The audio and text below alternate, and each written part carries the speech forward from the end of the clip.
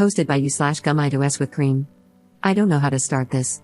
My fiancé told me that he has been cheating on me for over a year, and we've been together for 7 years in total. He says he doesn't want to be together anymore, which broke my heart, and it still does since we were high school sweethearts.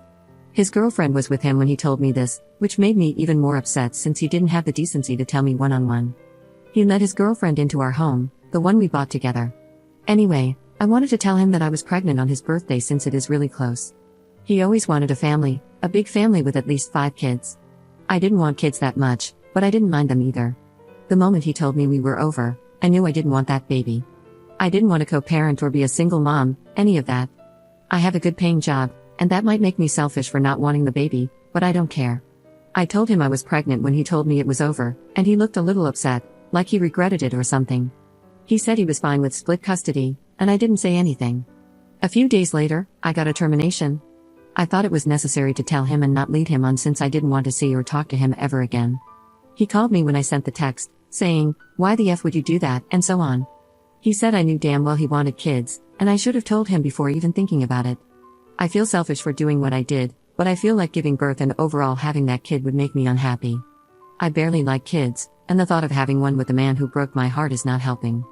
I know this might be a stupid thing to post, but I feel like a jerk. He's the only one who knows about the termination but not the pregnancy. Up in the comments. Hi, I just woke up. I didn't take revenge on him. I loved him and made many sacrifices for him, and I thought he made sacrifices for me as well. Maybe he did, I don't know. I didn't have a termination to get back at him because I hate kids and think he should be punished or something. I did it because I didn't want to ruin that kid's life and mine. I would not love that baby, and as controversial as it sounds, I would probably do things I wouldn't be proud of if I had them.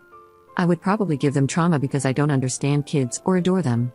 You have to understand that I was fully invested in that relationship, and he threw it away. I still don't even know how to feel about anything regarding it so far. I haven't talked to my fiancé's family, him or his girlfriend. No one but him, and maybe his girlfriend, knows about it. I don't hate kids, but I was willing to have them for him. I know that might make me sound like a huge jerk and other things, but please understand. Update 1. Hello, it's been a while since I have been active. A lot has happened, so I will be telling you about it. And yes, I have read all the messages. I have not responded to most, but I have read all of them as of now. Firstly, I want to address some things. I have not been engaged to my ex for 7 years. I said we have been together for 7 years in total. But some have seen this story on TikTok, so I believe the story has changed there. I do not live in the United States of America. I will not tell you where I live, but I will say English is not my native language.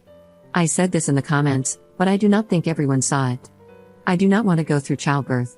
I know it is a blessing to many to experience or witness it, but that is something I wish not to go through. I have heard the adoption or foster care process is a horrible experience for the child, and there may be only a small chance to get into a family that cares for a child. Another thing I did not say previously is that my grandmother passed in childbirth, and my aunt also passed in childbirth. My mother was very close to passing, but I am sure she had a C-section. I am not fully sure, but my mom was paralyzed in her legs after, something of the sort. Yes, I have good financial support. I have a very well-paying job. My fiancé was unemployed for a while, which I, of course, did not mind. My ex said I could either keep the house to myself or sell it and split the money. His girlfriend told me they had smashed in my bed and basically acted like husband and wife while I was not home, so I sold the house. My therapist told me she thinks I may have borderline personality disorder and obsessive-compulsive disorder. So I guess I will be getting tested or whatever the word is. So now with that out of the way, I will explain what happened next. I told my mother and father, then my siblings. They told me they were disgusted by what I did and that I humiliated them, so they disowned me. Out of my 5 siblings, only my 2 eldest sisters decided to stay in contact with me. The rest of my family has no or very little contact with me.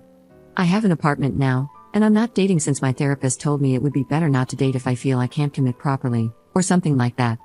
My ex emailed me and explained why he did what he did.